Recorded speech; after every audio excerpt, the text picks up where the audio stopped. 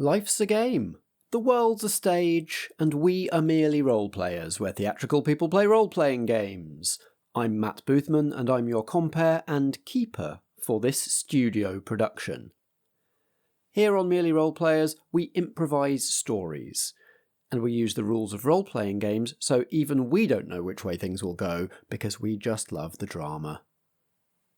This episode is part of It Feeds on Fire, one of our studio productions. In this production, we're playing the Silt vs. role-playing game, published by The Gauntlet, and based on the Silt vs. audio drama by John Ware and Muna Hussein. So please take your seats in the studio.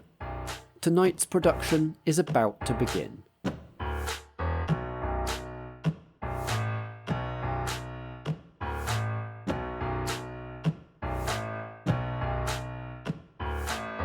It Feeds on Fire, a Merely Role-Players studio production. Act 3 of 3.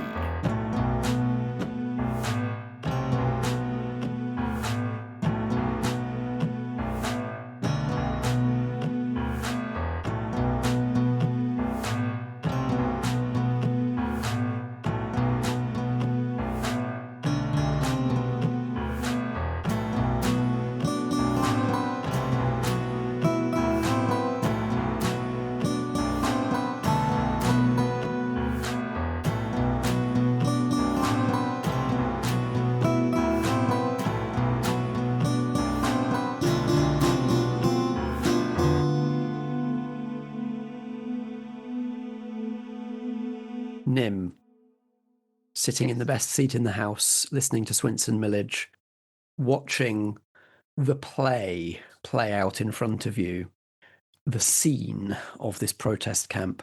They are preparing to go into battle again. They are preparing and going in clearly with knowledge that not all of them will make it, that some of them might be taken to the centre, that some of them will be petrified by stone shackle, by the basilisk. But you see the preparations that they're making, which include makeshift blindfolds, eye patches, and blinkers that they are all constructing for each other and tying onto each other in preparation for this protest action. So that is your clue, is makeshift blindfolds, blinkers, and eye patches. Ooh. You have, I believe, 4 active clues now. Ew. So what I would like to do is call for us to answer a question. We have a complexity 4 question we could try to answer, which is, can the threat of the basilisk be neutralized? And we have a harder question with an easier resolution, which is, why wasn't the basilisk handled through the proper channels? So which question would we like to have a go at? And does anybody want to pitch a theory based on these clues? We have the banish hesitation protest slogan, makeshift blindfolds, blinkers, and eye patches, paperwork hastily shredded in bulk, and the fact that this is a brand new, still forming god that has not fully decided its own domain yet. There's something about this idea of like something that's not been fully formed, and if we've talked about petrification of rock and stuff like that, I suddenly am thinking about clay, and when people are making things and they have a vision in their mind's eye of how it's going to look like. And then we've got the blindfold and stuff like that. Maybe it's something to do that. So I think maybe have a go for the can it be neutralized question. Because it's still forming. I think it's still forming. And so therefore it's going to take on what we, I think, perceive of it. Because we've not seen it. It's almost like metaphors, right? Billie, you have heard, I mean, we don't know the connection, but I imagine there is a connection. There is an Ison. That could be the saint, that could be the bodily personification of the god, kind of like the Saint Electric was a human being, if I'm not entirely wrong. She was. She was before she was raised into godhood. And if this is something the Templars have brought into being by their own fuck-ups, it has to do with, I mean, they're Templars, right? Rigidity, no hesitation, no fear, etc. They're only just going to keep feeding it, and it's just going to require more and more sacrifices from innocent people. So yeah, I agree that the can it be neutralized? Because I think that why wasn't it dealt with properly? We can guess why. Yeah. It's a big fuck up. That's why. I wonder then, thinking then of that rigidity and that sort of strictness about order and how things should be. Maybe that's the issue, is that a botched summoning or whatever, but then they're trying to impose what they think it should be, and it's riling against that because it's not being put into a box. Like, it's still trying to work out what it is, and it doesn't like the friction, as it were. That's why we're feeling the rocks and whatnot from that. That definitely strongly incorporates the clue about it not being fully formed yet. Yeah. We got thoughts about the paperwork, the banish hesitation slogan, or the blinkers. I've got thoughts about paperwork. Fiona and Marta, you both mentioned about them creating it, the Templars being the ones who did it. And this is probably a failed project that they fucked up and summoned a new god instead of what they were trying to do. And this is all the paperwork associated with that project that they're like, oh shit, we got some when the Bureau's coming. We got to get this out of here. What does that tell you about an answer to the question, can it be neutralized? I think that they probably still hoped to weaponize it. And if we come in and see what they're doing and we get rid of it, well, now they can't use it at all. You know, when that, very good, The fact that they're covering it up because they know you could neutralize it. Exactly, that it can be, and that they'd much rather try to use it as a weapon against the protesters, against people. Yes, they're still using it for their so this is what we've got. We're going to keep using it, and because it's so new, and like Clay, like Fiona said, it's easier to neutralize than maybe the Saint Electric. You know. Also, it's really interesting because. And I might be completely off, like so off on this, so off.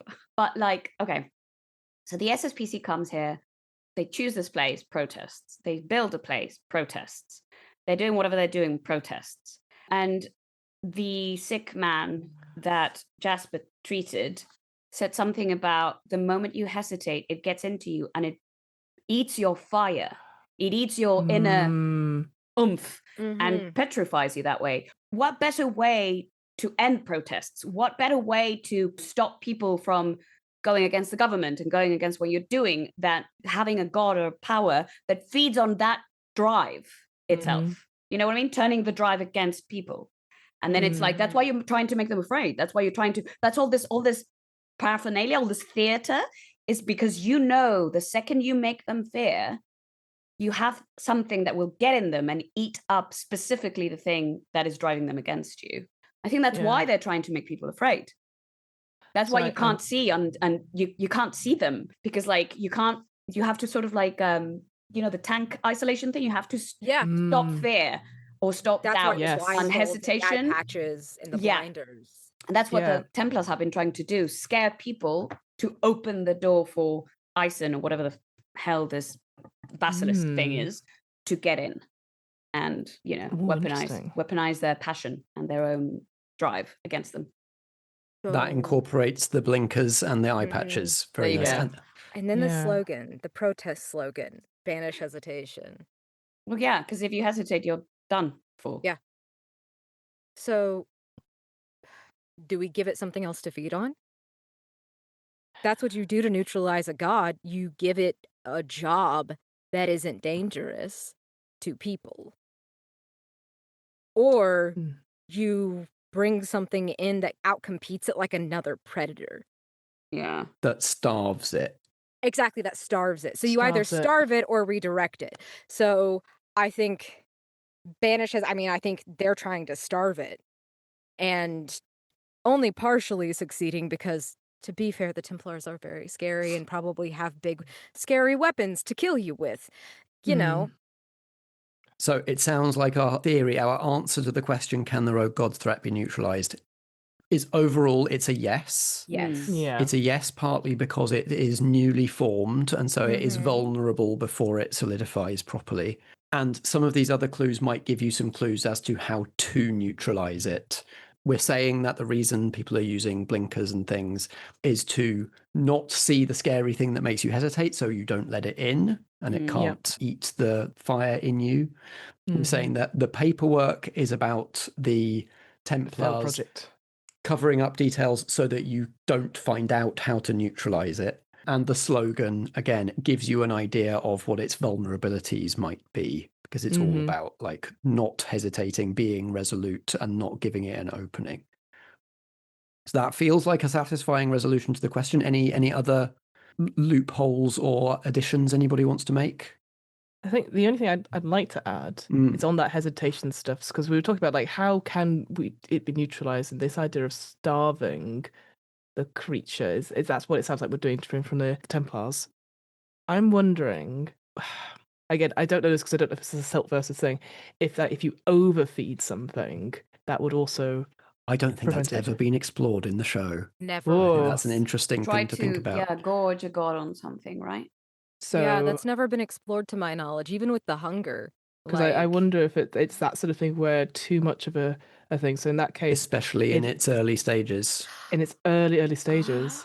So I wonder if it's okay to hesitate and be confused or something like that. Again, I don't really have an answer to that, but I just wanted just to explore that option. Is that like, because starving it isn't working because it's being very damaging. Whereas if we relented, but all of us, again, that idea of like we are this oncoming like river, like this force of it is just so much of it. I just wonder that just overfeeding it would do something, but I don't know what that feeling would be. Yeah, keeping that in mind, keeping these sort of potential poles of what a solution might look like in mind. Let's roll to see if your theory is correct. Yes, absolutely. So this is a complexity 4 question, and you've incorporated 4 clues. So you're rolling flat. Go for it, B. You did well on the last one. I want you to. Don't jinx me. Look, I've had several ones, so I'm just. You'll be terrible. It's fine. Okay. Banish hesitation. Right, it's an 8. It's an 8. Yes. Oh, incredible. I think that's the best possible result because you are correct and you can pursue the opportunity to neutralize the god, but there is an unwelcome complication to the answer. Everybody wins. And or pursuing the operation will be dangerous. Drama. Oh, pursuing the opportunity is going to be so dangerous. Yes.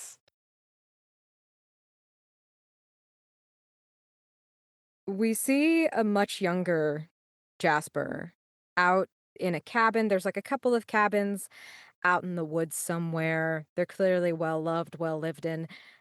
There are other people that look like him now that have these strange god wounds, these satchels, these little books, these first aid kits. It's a bunch of Pox-Martyrs all together.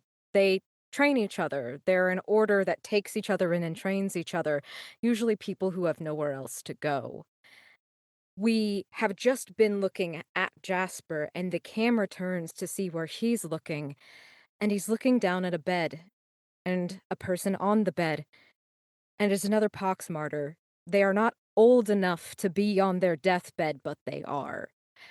He desperately wants to take their wounds because he can. But you're not supposed to. You can't take another Pox-Martyr's wounds. That's blasphemous. That's cruel. They've earned this death. No matter how much you love them, you have to sit there and watch them die. And so he has to sit there and witness and do nothing. Oof. The latest Ornglen Unbroken protest march, the latest picket line that is going to encircle the main entrance of the Outer Ornglen SSPC, arrives with signs, with homemade blinkers, eye patches, blindfolds, everybody girded against the basilisk, against the stone shackle, arrives at the SSPC with Nim and Jasper in tow, several of their people having been sort of healed back to being protest ready again. Thank you very much. The now very stiff Jasper.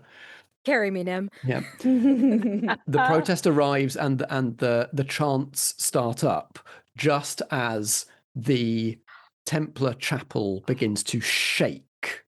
The ground underneath it cracks as the spire of the chapel, which forms the watchtower, begins to move. The searchlight on top swings around and starts to pan across the protest. And those of you paying attention and observant people looking up into that spire can see a once human form up there, turning to stone and fused with the watchtower and searchlight itself. A nascent saint of the stone shackle. Once Officer Eisen of the SSPC Templars, now something different and divine.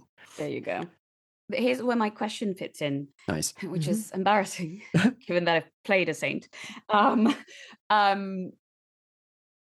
I know, oh God, I wish I knew the lore of exactly godhood and sainthood and their connection in the universe a little better. But since it is a nascent god, are they somehow rooted to the world through their saint at the moment? And if we were to eliminate the saint, their ability to sort of be present and feed and etc. would be hugely diminished. Is that a correct assessment? Nim is a storyteller and somebody who sees like plots and arcs and everything. And a god with only one saint, surely that saint would be a focus of its power, of potential vulnerability.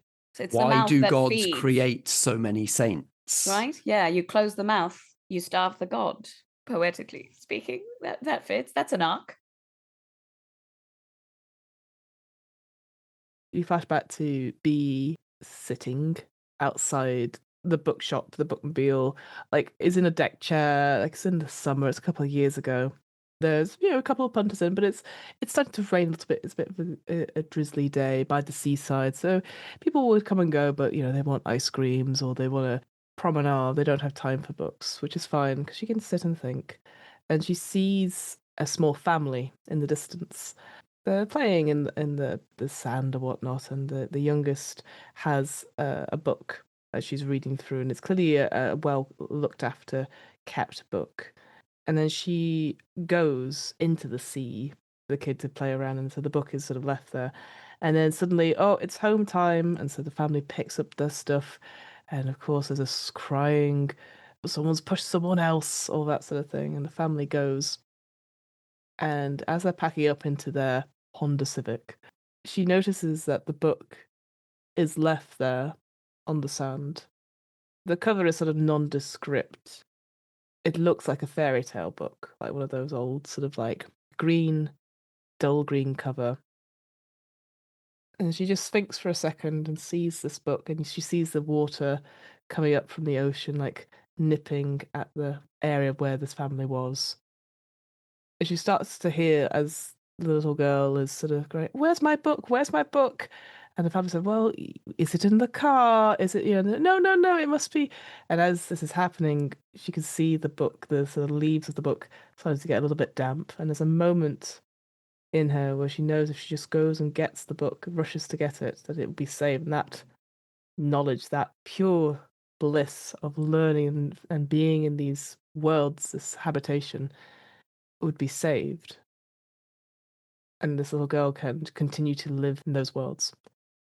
But she knows that such fondness for stories and fairy tales, it should die, as is the circle of knowledge.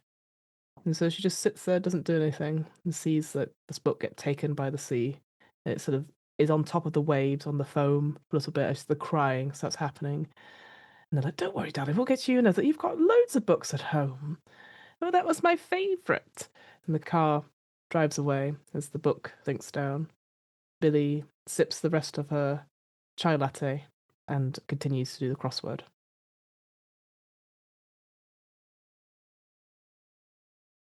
Billie, inside the chapel, everybody is running around like headless chickens. Nobody remembers that you're there. It's chaos.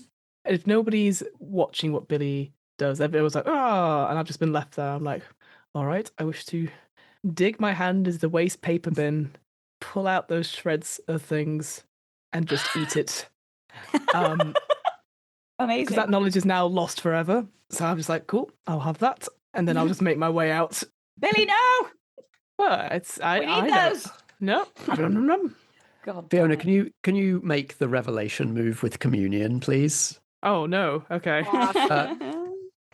What are you afraid will happen? What's the worst thing that could happen as a result of, in communion with the Waxen Scrivener eating these paper shreddings? I think the thing that honestly that comes to mind just now is that I get a little bit of a paper cut going down, and that literally is the only thing I can think of, which is, I know it's quite funny, but like I'm just there going like, well, It's all right, waste because it's not, my want job not. to tell you that it's way worse. No, why? If you lose your nerve here, this act, the sort of intention behind it will be picked up by the Waxen Scrivener. You will become the Waxen Scrivener's pen in this situation, a saint of the Scrivener aimed like an arrow at the saint on top of the spire, a weapon to destroy this rival saint. God, no, I don't like that at all. All right, I'll go with communions. That's +1. That's a 2 total. Whoa. What? Ouch. That's going to be fun. The paper goes down Billie's throat. Wherever gods are, the Waxen Scrivener reads every word, and in those words recombines letters and deciphers your intention in this moment, your will to destroy forever the knowledge of how this stone shackle god was created. And the Waxen Scrivener sees that that intention is good. Your skin becomes white and papery. Ink blossoms all over you. And wherever you tread, the narration of your deeds is written in your footprints across the ground. As piloted by the Scrivener, you climb the stairs to the top of the spire to confront what was Officer Eisen. No. Well, that's so cool, though. That's very cool. And that very, very good. But I will mark the next verse of the prophecy, which is the Ashen Circle. So so it bumps up. So it's a mixed success. Okay, so there's still a complication. You do it, you hold steady, but there's a complication or a cost. You're overwhelmed with information. Like, you're taking all of this into yourself. It's a large amount of stuff to unpack that you're trying to sift through in a short time. So just take the condition headache, or let's call it migraine. Migraine, yes, that's a migraine. We know it. Yep. Deadly migraine. Yeah. Clutching your head from this migraine, you head out into the chapel. Going towards whether this creature is, or whether the saint is. I'm just not going up to it. I'm just going outside to see where it is, and I see. if I can help people. Yeah.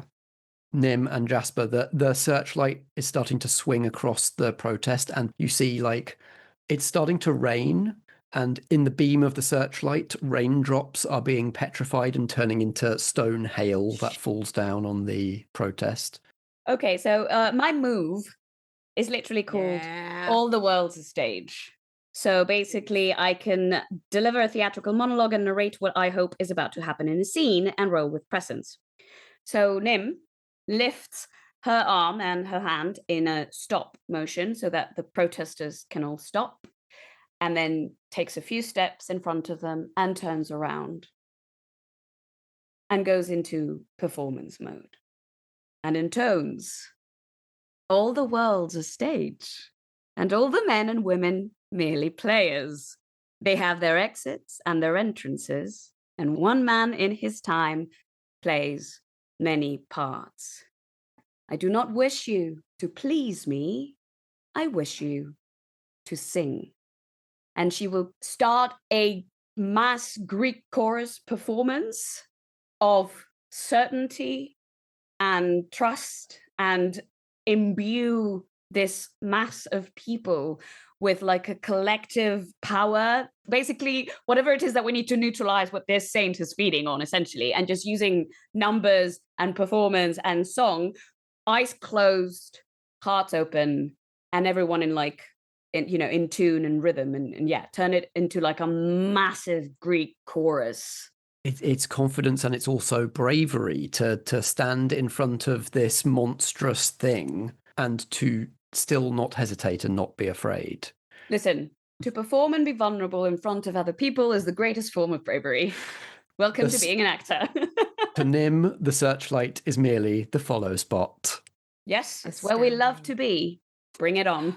I absolutely will play along. Yeah, you can contribute a detail to the monologue in order to add 1 to the roll. As the song starts to swell and overtake, it's almost like it's like a round. So the first phrase is sung, and then the second phrase is sung, but then the first phrase starts again, and it almost again it sort of washes over you. This almost full force of song and words. It is so magical to be there in a moment. It's so immersive that you find yourself singing the phrase after it as you gut into it, and it just goes over and over as a cycle. All that overlapping makes me think of bricks interlocking, and the Templars wanted to build a wall. They did. I'm gonna take the mortar from my mortar and pestle and fucking lob it at the spotlight and break it. Love it. Jasper's not a creative, No. but he can throw things. That's got part a of theatre as heck of an well, arm. throwing stuff at the stage. We're striking the stage. We're striking it. Were you in Little League? Is that what happened in his background? Like when he was young, he was actually a Little League player, and he got injured and he had to like bow out, but he still got a mean right hook. Yes, exactly. So, Marta, Nim, you are rolling with presence and +2 on top of that from your colleagues. Oh thank God! Don't screw me! Don't screw me! No pressure. Oh, that's a 5 and a 4. Very For nice. 9 total. 2 and 11. Oh, 1 presence. It's 12. Because we both added stuff. Everybody, please take the condition inspired. Ooh, heck yeah. One loves a bard. You can clear this condition at any time to get advantage on a roll. The Watcher is entertained, so tell us how Nim knows that the Watcher is entertained by this, and then also tell us what this looks like and what the outcome is.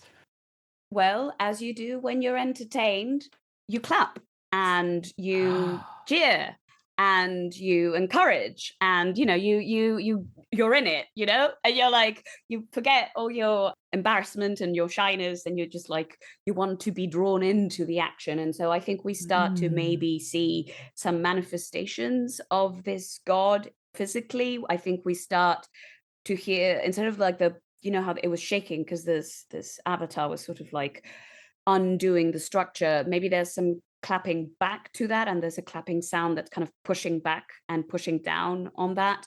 I think all the people who were being kept there and had choice paralysis and were sort of walking around kind of empty-headed and not really knowing what to do are suddenly drawn into the performance as well, and they start by being enthralled, and then they get into it. Yeah. And you've got like a lot of people in like the best play, best concert, best rave thing situation you've ever seen in your life, and everyone's just like, fuck it. Let's do it.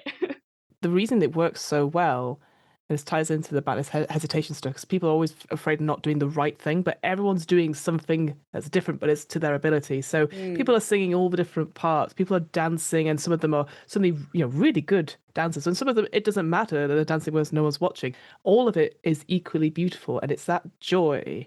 And I think that's the thing that is surprising, because when we think of like no hesitation, we think, okay, it must be determination, it must be action, and it's like an angry sort of like yeah. Whereas this is just pure, inspired joy. There's no scared or confusion. It's just happiness to be there. And I think that's the thing. I think it's just I can just see that it's kind of like, wait, we would never have fought the creature with this, so we didn't know we had it in us to do this. Reminds you of children, right? The reason children don't hesitate, and it's because they're not afraid, they're just happy. There are no mistakes. There are no mistakes. Yeah, everything's just a fun experience. And I think if you look up to where the saint is, you just kind of see it crumble into this like dust and clay and what it was made of, what this thing that used to be a person was made of, and it just sort of like falls away. Maybe it's trying to emulate what I've got to be like this, no, I've got to be like this, and it's almost like pulls itself apart. Yes. And then it just sort of sprinkles out, and then almost like dust or whatever flies out.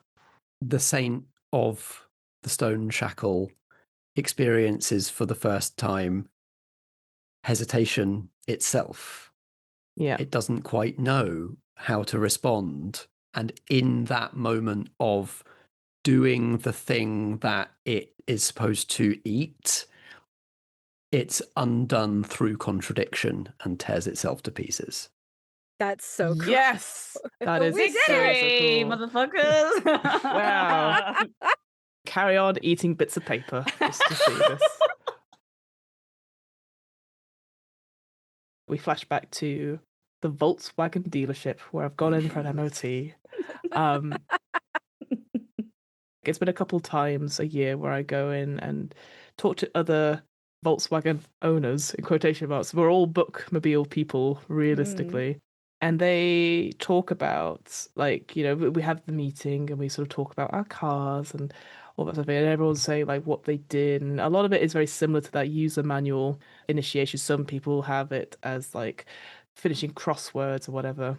And I think a lot of people say that they got rid of it. They don't keep any of the stuff. You know, it's that knowledge. It was my first step on a long journey. And I think Billie is like, yes, obviously, yeah. And is like, doesn't say very much. And then she goes back, you know, after the end of the meeting and the MOT is done, and she goes to the back of the Volkswagen microbus, and under not a floor, but like in a secret sort of like space, there is a little box, and in it is the cover of the Volkswagen microbus manual. You could just barely make out the outline of the logo still. And she knows every time she sees it that she should destroy it, because that is like the first thing that was to go. But she knows what it means and the symbolizes stuff, and it's just something about this space that she keeps it. And I think the reason it's kind of like it's not just cut out, it's in a frame. It's in like a weird like IKEA box frame. And she just puts 2 fingers to her lips and kisses the frame with the fingers, and then puts it back. And then gets on the road again. And curtain. Applause. Thank you all so much. Oh, bravo. Lovely. Well done, team. Well done. Oh, Well done. what a great game. Everybody, please, can you remind our lovely audience where they can find you online and anything else that you're doing that you would like them to go and find? Oh, hello. When I'm not obsessing about a Volkswagen Microbus, which was my favourite car when I was like 16 and always wanted one, but turns out they're A, very expensive, and B, a bugger to keep up. Yep. You can find me on the What Am I Rolling podcast, which is a twice-monthly RPG one-shot podcast. I'm also all over the internet at FKTH most places. But the thing I'm going to plug instantly, because I know this is coming around in sort of the end of fall season, go check out Last Line Rewind. It is my new horror TTRPG anthology podcast, which is coming out. So if you enjoy stuff which is a little bit creepy, a little bit eerie, we're doing essentially each season is a collection, and our first collection is going to be the Creature volumes, where we're going to use Solemn Veil, Candela Obscura, and Mothership. So please go check those out. Thank you very much. Hello, everyone. I'm B. You can find me pretty much everywhere at Sassy Lich, like the undead thing, all over the internet. You can hear me in your horror podcasts dying horrifically, a lot of bloody FM stuff. Frankenstein is coming out, and I'm so excited about it. I'm going to get to be in it. And the second season of Ealer's Choice is also in production. And if you like the Silt verses, that is also a very wet podcast. Yeah, I'm always doing stuff. Come find me on the internet. Come hang out. Like, yeah, I'm not good at self-promo. Well, just you wait. Hello, everyone. I hope you are entertained. So you can find me online in several places, just like everyone else. Currently, Marta de Silva, actually, Nana Love Ren. If you can figure out how to spell that or what that means, I would be very impressed. I'm in some podcasts. Some have finished airing, some are currently going. I think the main thing I'm in at the moment is a little thing called Sherlock & Co., which is a modern adaptation of Sherlock Holmes. Yeah. And it's great because we're in the midst of the Hound of the Baskervilles, which is very season appropriate, very spooky. So Yeah. spooky. Mm-hmm. And it's quite scary. Am I in anything else that is on right now? I think another show I'm in, which is The Road of Shadows. We just finished airing our 4th season. I'm in something called The Black Veil, which you can find on Spotify, which is also a very interesting take on literary characters and or stories centering around Jack the Ripper and Arthur. And I'm not going to give it away, but it's a cool like murder mystery with fantastical elements. And of course, you can find me occasionally here with Merely Role Players. We should be showing up in some Vigil stuff in the near / what's the after near, mid near, not as near future, not too distant. not too distant. That's the one, not too distant future. And thank you for bringing it back to here at the end of that. Yeah.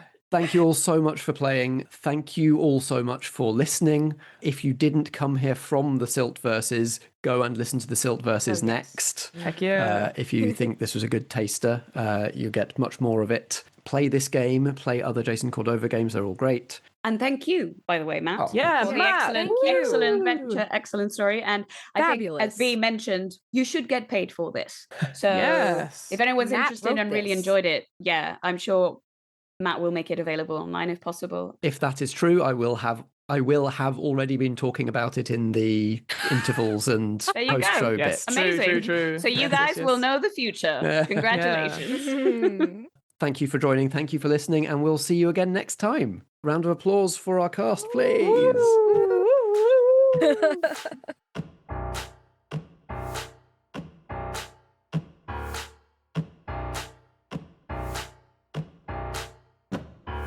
All right, lovies. It's me, Matt, your keeper for this studio production. I hope you enjoyed the finale, the final act of It Feeds on Fire. We'd like to invite you backstage same time next week for an after-show party and discussion and wash-up with the cast. And after that, Merely Role Players is taking a few weeks break before we reopen the studio in January for Use Your Words, an actual play of Bibliocalypse. If you know somebody who likes this sort of thing, whether that means Merely Role Players productions, actual play in general, or Carved from Brindlewood games, or the Silt verses, now's the time to let them know that the whole production is available to binge in one go. If you enjoyed it, we love when you throw us a rose. Find one of the posts that we've made about the production online on our Instagram at Merely Roleplayers, on our Tumblr at Merely Roleplayers, and comment or reply with a rose emoji, like you're flinging bouquets onto the stage at us, just like in Nim's altar. And if your reaction to the finale was, well, my players wouldn't have resolved it like that, you can pick up the assignment we've been playing, The Stone Shackle, from my itch.io shop at merelymat.itch.io/Stone Shackle. The Stone Shackle is not an official Silt versus assignment, but it is produced with permission from the Gauntlet. Thank you so much for joining us. The credits are coming up. We'll see you backstage next week, and then I hope you'll be back in the new year for Use Your Words. See you then, lovies.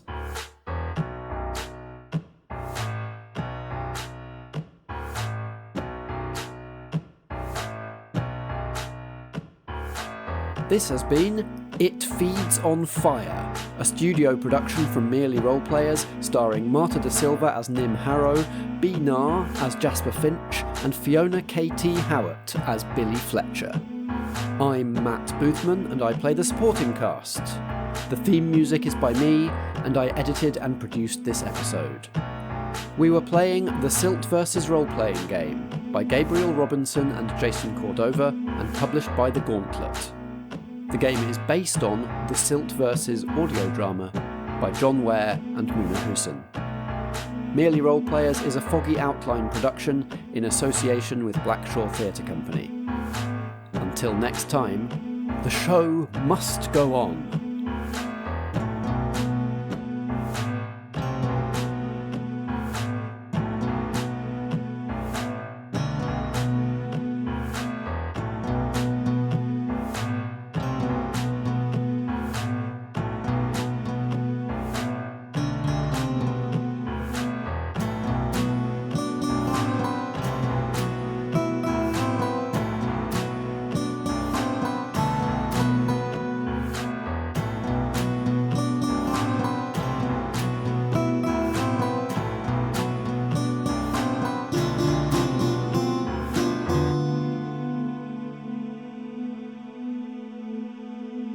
We should have established like a what if we're in trouble protocol, right? an SOS. Super didn't. It doesn't help that I do not have a mobile phone. I know, I can't like, work it. So maybe have like a really loud, Should have like had walkie-talkies. something of like or a whistle. Look, that's I'm so not loud. sure mobile phones are even canon in the setting. They're so, not. We're in the 90s, I think. It's It's just dial-up a internet. can of a can of and string. That's what I The got. Silt versus can like if I tell you, I think that was why it worked so well. That I think I did my entire performance in the show, and even though I heard bits of it, but for some reason I was like, oh, this is literally like medieval. Oh my God! What? Like this is not in any way, shape, or form contemporary. So and then obviously in the funny. show things start popping up. I'm like, hang on a minute, You're like, that's hold pretty on. modern. So funny. Deep That's Yeah, Silt versus microwave. behind the scenes Yeah. lore. I think it added Absolutely. to how weird the character was. I'm like, yeah, because they were in the wrong time setting for a minute. No, I think it was perfect. Holy I love shit, that. that's good. Yeah. I'm like, oh good. wait, there's a police car? Oh, there's a car. Heart, yeah. What? Foggy outline.